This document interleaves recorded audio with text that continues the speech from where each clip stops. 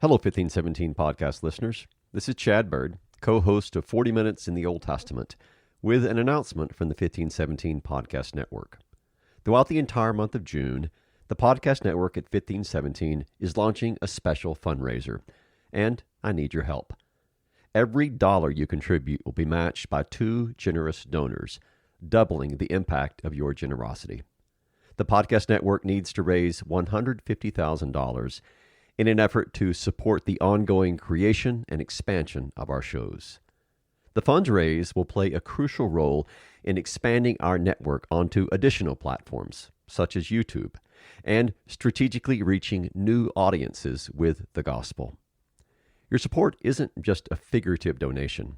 It's a tangible investment in the people and tools necessary to maintain and expand the work of our podcast. Please help us to reach our $150,000 goal. Simply visit www.1517.org/donate-podcast today. Thank you for being an integral partner of the 1517 podcast community and for your unwavering dedication to sharing the pure gospel through our shows.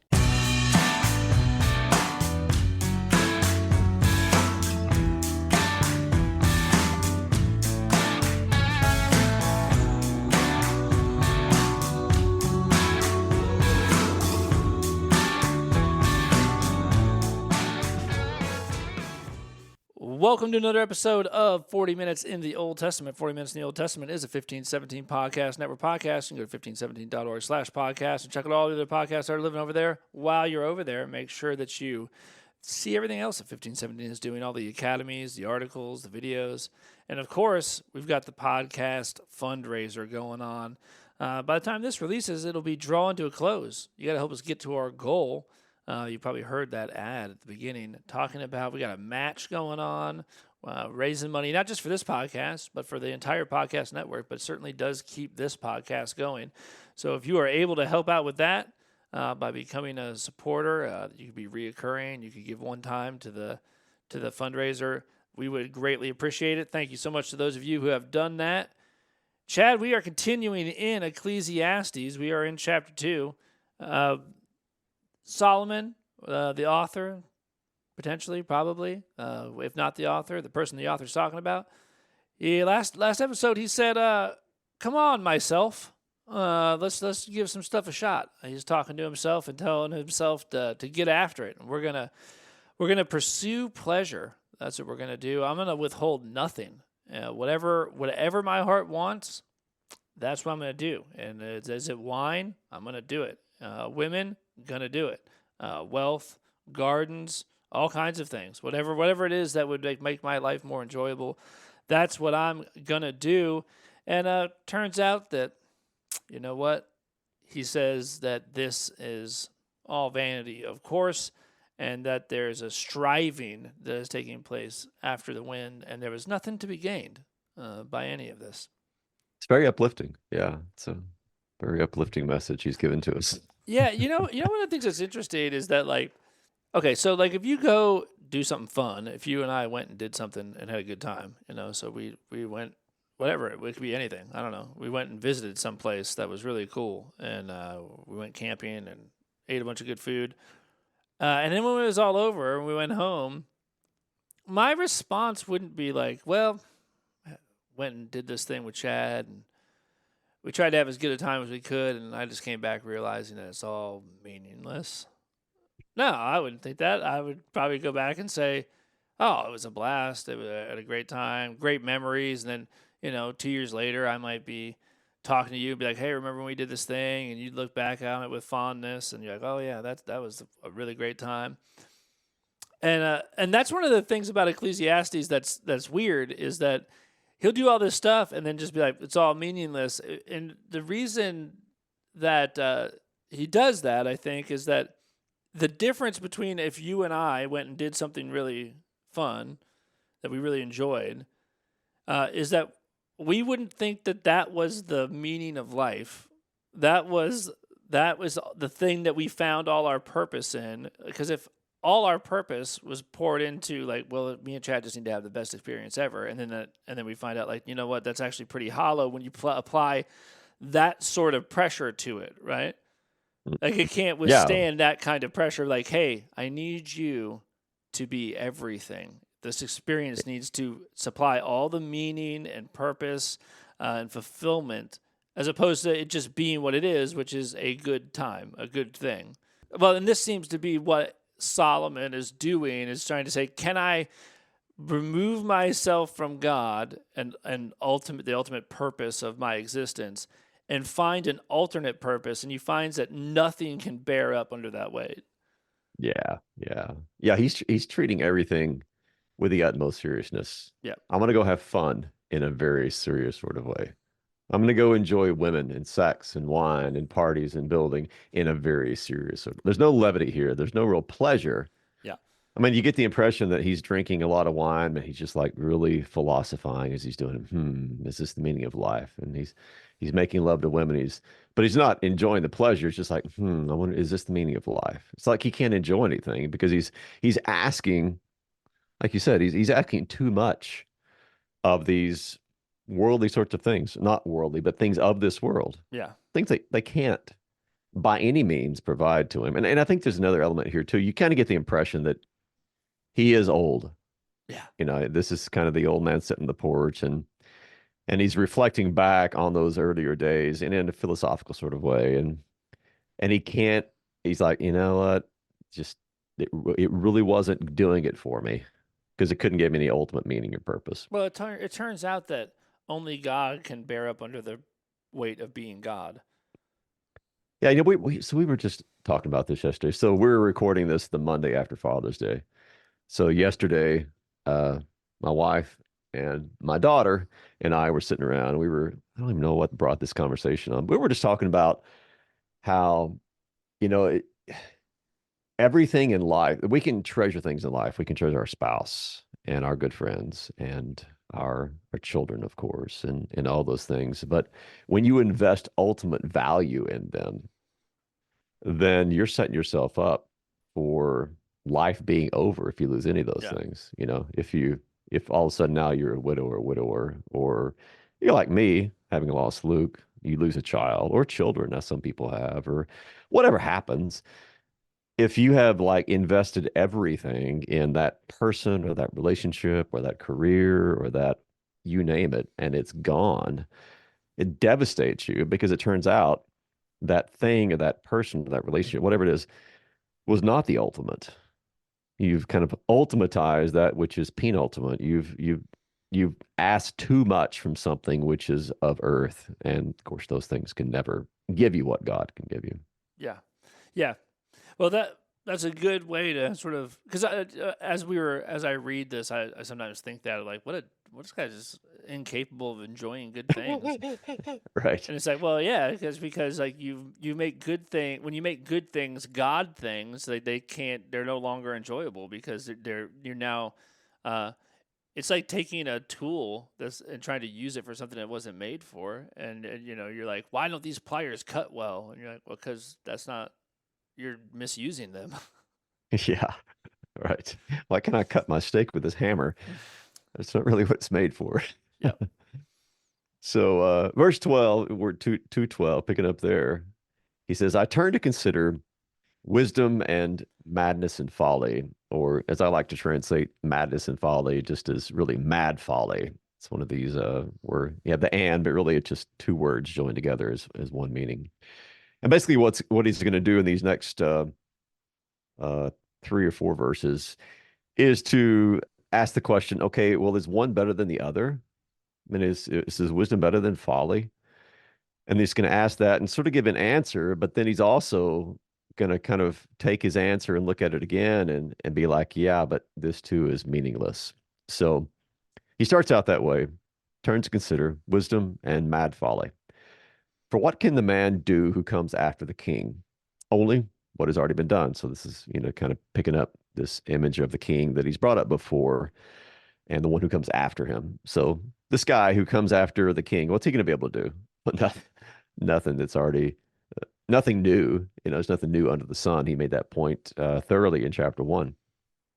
Then I saw, verse 13, then I saw that there is more gain in wisdom than in folly, as there is more gain in light than in darkness.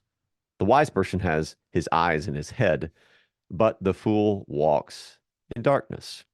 Let's pause there for a minute. So, if you have a choice in life, are you going to choose wisdom or folly? Well, wisdom is obviously better. Just like choose light over darkness. That's better. It's, the wise person has eyes in his head, the fool walks in darkness. In other words, there's a lot less chance of you stumbling and falling and hurting yourself, either literally or metaphorically in life. If you're wise, you're going to make a lot of really stupid decisions if you're a fool that are not going to result in good for you. It's going to make your life even worse than it already is. So if you got a choice, well, choose wisdom, choose light. But then he's not done. So that's kind of he's comparing and contrasting. All right, this is better. But then he goes on, and yet I perceive that the same event happens to all of them. Then I said in my heart, what happens to the fool will happen to me also. Why then have I been so very wise? And I said in my heart that this also is vanity. For of the wise, for of the wise, as of the fool, there is no enduring remembrance, seeing that in the days to come, all will have been long forgotten. The wise dies just like the fool. And here's this depressing conclusion, verse 17. So I hated life because of what is done under the sun was grievous to me for all this vanity and striving after the wind. You got to get this picture of him. He's like banging the desk. I hated life. It's all grievous, all vanity.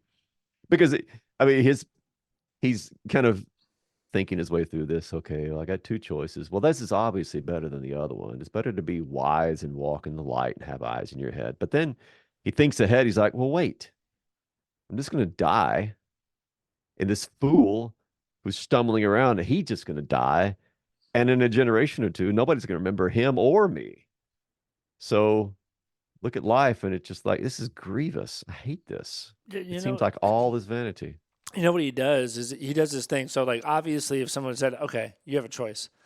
You can either be wise or a fool. What would you like to be?" You're like, "Well, I mean, I'd rather be wise than a fool." And Solomon says, like, "Yeah, that's like the obvious choice, like, of course." But turns out that like the same event, which is death, of course, gonna happen to you both. And maybe being wise isn't the way, because you know what? Like the fool's not doing is sitting around thinking about this. Fool is not worried about these things. He actually probably is out there just like enjoying himself. He's not like having these deep thoughts. Having to he's not having to run these experiments. Like I can't even enjoy my life. I'm too wise to enjoy my life. And this goes back to something he said, in the first chapter, which is essentially that ignorance is bliss. That if it doesn't ultimately make any difference, because death is just coming for you anyway, it might actually be better not to be that wise and to just go through life and not think about It's these kind of like the things. dude, right? The dude abides. Yeah, What's that just movie? yeah, just Yeah, just roll on through, man. But instead, I'm yeah, over here vexed beyond belief because I'm having these thoughts. yeah. It's kind of well, that's I mean, in the state that he's in, the way that he's thinking through, that's the only logical conclusion. Is in the end, what difference does it matter? You just as well be the fool and enjoy yourself rather than be the wise man and be plagued by these thoughts of what the end is going to be constantly. Yeah. So, verse 18, he goes on with a little more hatred. So I hated all my toil in which I toil under the sun. Of course, he's talked a lot about that toil in the preceding section, a lot of work he did, but he hates it all. Seeing that I must leave it to the man who will come after me. And who knows whether he will be wise or a fool, yet he will be master of all for which I toiled and used my wisdom under the sun. This also is vanity. So I turned about and gave my heart up to despair over all the toil of my labors under the sun, because sometimes a person who has toiled with wisdom and knowledge and skill must leave everything to be enjoyed by someone who did not toil for it. And this also is vanity and a great evil. What has a man from all the toil and striving of heart with which he toils beneath the sun? For all his days are full of sorrow, and his work is a vexation. Even in the night, his heart does not rest. This also is vanity. Now, this is not only true just kind of universally as far as life under the sun, but this is very true if we hold to Solomon as the author, because okay, Solomon did all this. He was really wise, built all this stuff, did all this work. And who comes after him? Who's on the throne after him? Rehoboam. And Rehoboam, if you remember from your first and second Kings, your first Kings history, Rehoboam was a uh young guy who was full of himself. He's the one who, the people after Solomon dies, they approach Rehoboam and they're like, "Hey, guy, hey, new king, um, your dad really taxed us pretty heavily, so we're asking you to take away some of this taxation, relieve the pressure." And Rehoboam consults the older counselors, consults the guys he grew up with, and the guys he grew up with are all like, "Well, you tell them if they thought they had it bad under your dad, they ain't seen nothing yet."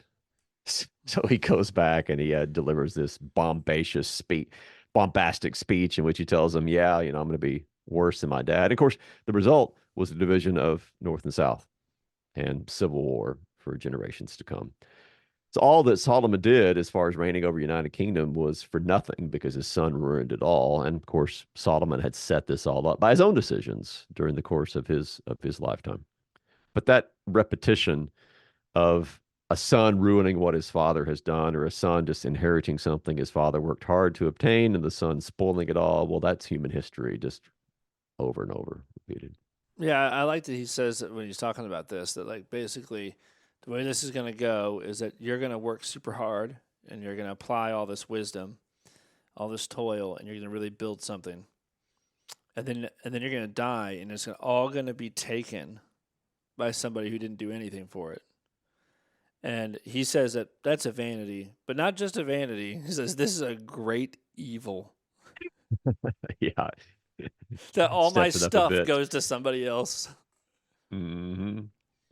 Yeah, and boy, that probably a lot of our listeners either know personally or through some close situations that is the case, because people experience that all the time. Maybe it's not like the second generation, but look what happens in the third Yeah. or the fourth generation. I mean, that's very, very common where, you have one guy and maybe he worked himself up from nothing to acquire a lot. He did that through wise decisions and just a lot of hard work. He built his little empire, for his family, we'll say. Maybe he did it for all the right reasons, and he passes it on to his son who didn't have to work for that. And then the grandson, or maybe the great grandson. Yeah, it doesn't take long for everything to kind of come crumbling around them. Yeah. And I also love this verse 23. All his days are full of sorrow. His work is a vexation. Even in the night, his heart does not rest.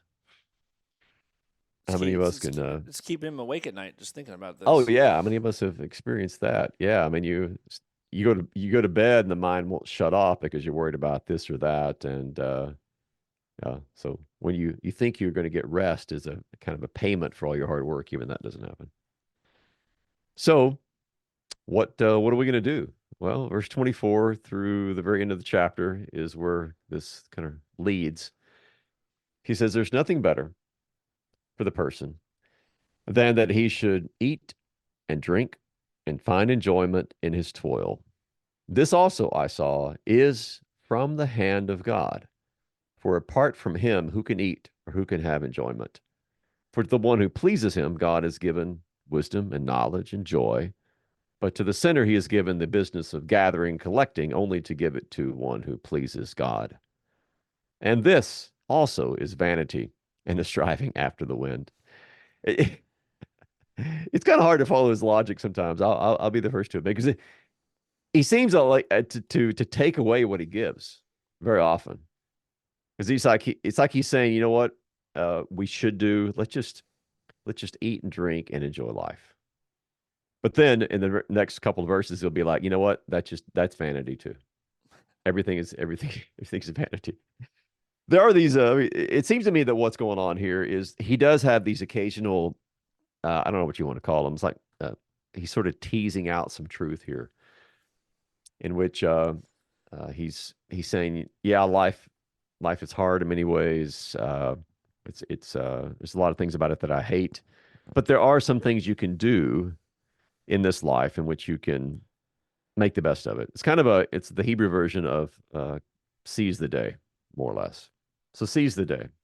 Here's what you can do. You can eat, drink, and find enjoyment. You can at least do that because this is from the hand of God. He gives you food, he gives you drink, he gives you uh, wife, a family, and you can enjoy that. Uh, and apart from him, you're not going to receive any of these gifts anyway. So there is certainly truth in that. But he still doesn't guide us to the bigger over the sun perspective. I think he's just still working kind of here with the under the sun perspective. Yeah, I mean, this is from the hand of God is like the key part of this, and so it's like he lets you know the answer sort of in the middle, but then just turns right back around and says, "Oh, but we're not acknowledging God in this, so we have to go back." And because yeah, if you acknowledge that like all the things that you could enjoy, right, that you should eat and drink and find enjoyment, that these are all gifts from God, then you're not applying a pressure to them that they're not designed to bear, right? You're acknowledging that they Hmm. come from God, and this is sort of the secret to enjoying simple things in life by understanding that they're simple things and that they're gifts. But then he just turns right back around and says, "Yeah, but we're not talking about that. We're talking about life under the sun." I had a moment there where I peeked my head over the top of the sun and said, "Oh, that would be the secret." But now I'm going right back down here and saying, uh, "Actually, though, this is all vanity." Yeah, there'll be several times when we have these little glimpses of truth that pop up, and then he'll shift right back to more of a pessimistic perspective. But he's preparing us for really the final chapter where he's going to finally provide a bit of clarity. But yeah, along the way, he's going to say, you know what?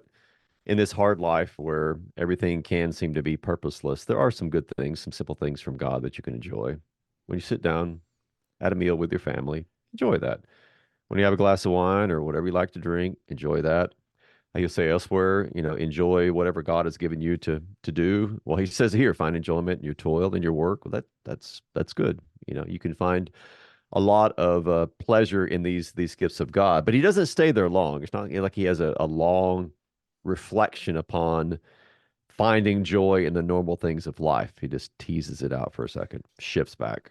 If you think that eating and drinking and being merry are the purpose of life, that is going to be vanity. If you think that those are things given to you from God, then that's going to be a very different thing, right? So yes, Yeah. can if your life is about if you think that um the telos of your life is to eat, drink, find enjoyment, yeah, you're going to probably end up very frustrated and full of vexation. But in the midst of life, you think that God gives you these things.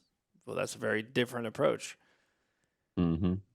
Yeah, it just goes to show that you can have two people who are engaging in the same activity, and the way in which they engage in that, the way they think about it, can be as different as night and day. Now, say, for instance, you can have someone sit down and eat a meal, and maybe they don't think this consciously, but in their mind, they're thinking, we have this food because of everything that I've done, and I've worked really hard to accomplish what we have at this meal at this table in this house and all the things that I've done. And it's a very me-centered, man-centered perspective. Or you can have the same kind of situation where a family sits down and they say a prayer, they give thanks for the food, acknowledge that it's all a gift from God. And you could just take that and amplify it across all kinds of human activities. people can be in this engage in the same thing, and yet the way they think about it and the impact it has in their lives and what the meaning they invest in it is going to be radically different from person to person, depending Uh, on whether they have under the sun or over the sun perspective. Imagine you sat down. You got some glorious steaks, and you got potatoes. You got all the things. You're sitting down for this meal, and so you're like, man, this is gonna be a good time. We're gonna have this big dinner, and it's gonna be great. And the person that's putting this dinner on says, "Now listen, everybody. I want you to take this very seriously because this dinner is the meaning of life. This is all there is. This is the most important thing. This is what it all comes down to. This is the absolute purpose that you are here for, is to enjoy this." I think that you've now eliminated any possibility of enjoying that. That you have applied a pressure to this, that where you're like, okay, so this is what it's about. This right here, me enjoying this meal is like, this is what it's all about. Now you've turned a wonderful thing into something that is completely unenjoyable because you have misused it entirely. Hmm. Yeah, you've invested eternal significance in the temporary, for sure. All right, so here we are, beginning of chapter 3. This is probably the most well-known section of Ecclesiastes, wouldn't you argue? Yeah, they wrote a song When you about it. think, what's that? They wrote a song about it, So Yeah, yeah, there's probably tons of both religious as well as non-religious songs and hymns that are in some way reflective of this. So I'll read the first 8 verses and I'll stop, but I really shouldn't because here's the problem, and let me just say this before I read it. Here's the problem with not just this text, but a lot of texts like this, is we take our little pen knife. You can picture this, a little pen knife, and we cut out that little section and we we remove it from the preceding and the following context. And we're like, look what this says. Isn't it perfect? And if you look at this in the context of what has just been said and then what is going to be said immediately afterward, uh, I don't know where you're at on this, Dan, but from my perspective, it darkens the color of this poem significantly. yeah. So, I think people take this. I don't know. You guys probably know the song. For everything there is a season. Turn, turn, turn. They take this, and this is supposed to be like, they try to make it into something sort of beautiful and whatever it is that you got going on in your life. Like, there's for everything there's a time, everything there's a season. You're like, well, that's nice. And so if it's good, like, everything's not good forever. If it's bad, it's not always bad forever. But that's not really what he's doing here. This is not supposed to be, I don't think, encouraging. no, I don't either. I think this is supposed to be in exactly the same vein as most of Ecclesiastes is. So, yeah, I'll read. Let me read it. I mean, people are familiar with this, but I'll read these 8 verses. For everything there is a season and a time for every matter under heaven, a time to be born and a time to die, a time to plant and a time to pluck up what is planted, a time to kill and a time to heal, a time to break down and a time to build up, a time to weep and a time to laugh, a time to mourn and a time to dance, a time to cast away stones and a time to gather stones together, a time to embrace and a time to refrain from embracing, a time to seek and a time to lose, a time to keep and a time to cast away, a time to tear and a time to sow, a time to keep silence and a time to speak, a time for war, a time to love and a time to hate, a time for war and a time for peace. So 14 of those pairs that you have here, these are if you're into this kind of thing, this is a figure of speech known as a merism, which is where you just basically take two opposites as a way of expressing totality, so day and night, or soul and body, or life and death, or whatever it is. So these are 14 different ways in which you're expressing totalities. And it goes through, I mean, everything from emotions to national kind of things such as war to birth and death and lots of things in between. But yeah, we'll talk about kind of where this fits into the broader context in a minute. But just reading it, yeah, whether some people think this was actually imported from another text, that this was like something that the author of Ecclesiastes borrowed. Well, maybe he did. Maybe his original composition really doesn't matter, but its purpose here is really what we're at. And on the surface, it can be just a kind of beautiful poetry, right? There's everything in life happens at one time or another. There's a time when I was born. There's also going to be a time when I'm going to die. And I think the planting and the plucking what is planted are probably metaphors of that literal pronouncement. So the idea of planting and then plucking up what is planted is analogous to being born and then dying. And then you have the emotional part of this, weeping and laughing and mourning and dancing. The only one of these pairs which has caused a lot of different speculations is verse 5. So a time to cast away stones and a time to gather stones together, a time to embrace and a time to refrain from embracing. So there's two dominant interpretations of that. One more literal, one metaphorical. So I'll do the literal first. Some people think that casting away stones and gathering stones together is the idea that you cast away stones when you are maybe putting them on, like you're clearing a space. Maybe you're going to plant something, so you got to get all the rocks out of there. You're casting those stones together, and that's kind of a positive image. And then gathering stones together, maybe you're covering over a place, and maybe you're wanting it to be, where you can no longer plant there, or something like that. That's the way some people explain that. Uh, Now, the metaphorical interpretation goes back to some early Jewish exegesis where they understood this as a figure of speech for sexual intercourse, the casting of stones. So the casting of stones would be a metaphor for intercourse, and then gathering stones would be a metaphor for not engaging in intercourse. And they did that because it's paired with embracing and refraining from embracing. So they understood these to be paired together. But whatever it means, I think the whole poem, or this, whatever you want to call this collection of 14 different sayings, is intended to kind of hit you as a totality and to be like, yeah, you go through your life and there's ups and downs and there's wars and there's times of peace and you die and you're born and you die and you're sick, you're healed. All of these aspects of life are woven into the existence that we all experience. And if that was all there was, I mean, if you just had Ecclesiastes 3, 1 through 8, then you could, print that out and put that in your refrigerator and have a nice little poem. But Yeah, well, I just don't think this is meant to be a kind of thing where I mean, obviously you have to take it in the context, and so like the context would not be that like I think I was encouraged when I realized like just like the seasons that sometimes there's war and sometimes there's peace and sometimes there's a time to kill people.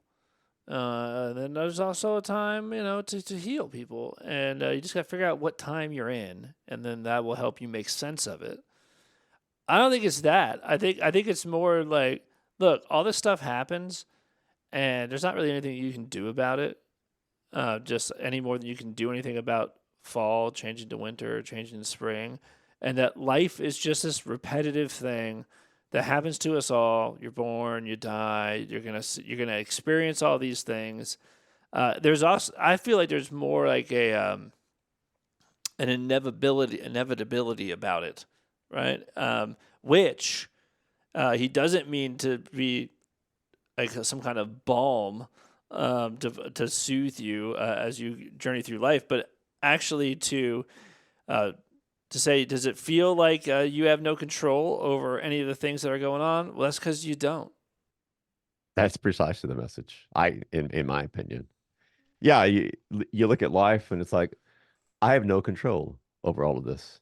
I didn't have any control when I was going to be born. I'm not going to have any control when I'm going to die. Uh, you know, things that cause me to weep, I didn't ask for that, but here it comes, and often laughter is the same way. So it's it's pulling together all of these various events and experiences of life and saying, look at that. Isn't that depressing? because all of this is beyond your control. All of this are things that you have to experience, you have to endure. And the reason we say that is because when you look at what immediately follows this, he says, this is verse 9, what gain has the worker from his toil? And I take that to be basically, uh, what are you going to get out of all the work that you do and the life that you live in this life? What benefit, what advantage is there going to be? He says, I've seen the business that God has given to the children of men to be busy with. And earlier, that, by the way, was quoted earlier in chapter 1, verse 13. And there he says it's an unhappy business that God has given to the children of man to be busy with, or an evil business that God has given for us to be busy with. And that's his immediate follow-up to when he includes these 14 different pairs of experiences. What's the point of it all? What's the gain? What's the advantage? Now, verse 11, which follows those opening couple of sentences, is sometimes rendered, he has made everything beautiful in its time. It can be rendered that way. I think probably a better way to render that Hebrew would be he's made everything appropriate or suitable in its time. Making everything beautiful in its time, just it puts a little bit too much, that translation puts a little bit too much of a positive color. Oh, it's all of these things he just talked about, everything, it's beautiful in its own way. Well, not really. Not what's beautiful about weeping? What's beautiful about dying? What's beautiful about a time to kill? You Yeah. know, none of those are none of those are beautiful. They're maybe fitting and appropriate in the way that God has ordered creation, but it's not really something which is lovely. And then he continues, he says, and this is also one of the more well-known verses in Ecclesiastes. He says, also, he has put eternity into man's heart. But keep reading. He's put eternity in man's heart, yet so that he cannot find out what God has done from the beginning to the end. And what he seems to be communicating there is that it's kind of like there's been implanted within us a kind of an itch or a desire or a kind of a vague sense of something beyond the temporary nature of our life. Like, I guess, Genesis 1 and 2 imagery. We're created in the image and likeness of God. And yet we cannot find out what God has done from the beginning to the end. It's kind of like you're sitting in the dining room and you can hear somebody in the kitchen and they're cooking up something which is just smells amazing. The aromas are wafting in there, and yet you're never allowed to eat what's there. It's like Yeah. you catch this sense that there's something beyond, but it's more than just a mystery. You have no way of grasping what the eternal really is, even though you have this desire to do that. Yeah, there's this desire in man to live forever, of course. And uh, God has placed the sort of like knowledge that what is temporary, or at least this desire or some sort of inkling into man's heart that like what is temporary is not all there is. However, he has placed that into man's heart, not into man's hands. Like so, he Hmm. cannot do anything with it. Yeah, one commentator I was reading said it's like God is baiting or toying with his human creatures, giving them a desire for something that is well beyond their reach. Yeah, So rather than eternity being in our hearts, being something we can be like, yes, thanks be to God for that, it's more like, "Ah, this is terribly frustrating." yeah, yeah. Like he's So, like you're like, well, it's almost it seems like someone's saying here is that there's almost like a he believes a cruelty to it. mhm, yeah. And then a couple more verses here to finish out this section. I perceived that there is nothing better for them than to be joyful and to do good as long as they live. Also, that everyone should eat and drink and take pleasure in all his toil. This is God's gift to man. I perceive that whatever God does endures forever. Nothing can be added to it, nor anything be taken away from it. God has done it so that people may fear him. That which is already has been, that which is to be already has been, and God seeks what has been driven away. Again, this is one of these little hints of a bigger perspective. And I think it does all kind of fit here together. The sense that, okay, God has given eternity into our hearts, and there is this longing for something which is beyond our ken, beyond our ability to grasp. And for now, God has given us these gifts like eating and drinking, taking pleasure in our toil. These are God's gifts to us. But guess what? There is something better. There is something more. But the only way you're going to get there is by talking more about God and getting yourself out of under the sun and get yourself into the mind and the heart of God. And that's really the only place in which you're finally going to be able to get beyond this vain and frustrating existence we have that seems to be nothing more than often just a random set of events like seeking and losing and keeping and casting away and loving and hating and war and peace. Yeah, it almost seems like he's saying that he's acknowledging that God has sort of placed eternity in the heart of men, and if you spent all your time trying to deal with that and pursue that and trying to get your hands around that would be a fruitless endeavor. So that he's perceived that there's nothing actually better for you to do, even though that's true, than actually do like the simple things, which is, be joyful and do good as long as you live and eat and drink and take pleasure in your toil. That this is actually what God's given you to do. This sort of longing of eternity, you actually can't really do anything with that. That if you dwell on that too much, that will just be a hindrance to you. Yeah, yeah. And I guess we'll have to call it quits there. We're at our 40-minute mark. So pick Yeah. up there with our next episode. Yeah, we are going to pick it back up, finish the chapter, and then we will get into, guess what, chapter 4, and we're going to talk about, life under the sun it's not all joy, though. Tell you that. You might be able to find a meal here or there and find something to take pleasure in, but there's a lot of evil out there. So Yeah. We'll pick that up next episode. Chad, I'll see you then. All right. See you then. Hello, 1517 Podcasts listeners. This is Caleb Keith, director of the 1517 Podcast Network, with a special announcement.